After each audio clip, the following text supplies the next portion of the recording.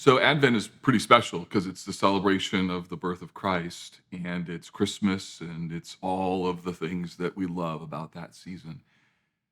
Same time, Advent is something that captures two Advents. One, the coming of Jesus as a baby, and then secondly, looking forward to his second coming.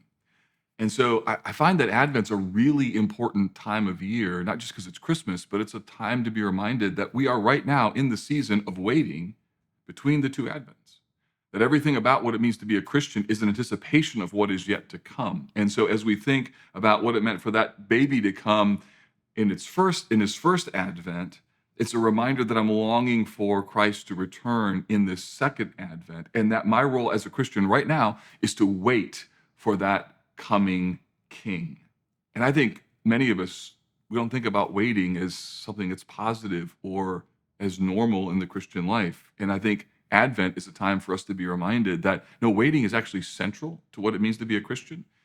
We actually are celebrating waiting as we're thinking about Christmas. And it's a moment for us to realize that the whole Christian life until Jesus comes is all about waiting. And I think in that way, it helps not only transform how we think about Christmas, I think Advent can actually help us transform how we think about waiting.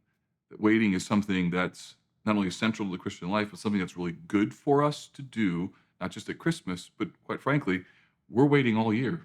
We're waiting our entire lives until Jesus comes. So the two Advents are awesome, I think, because it reminds us that God calls all Christians always to wait until Jesus returns.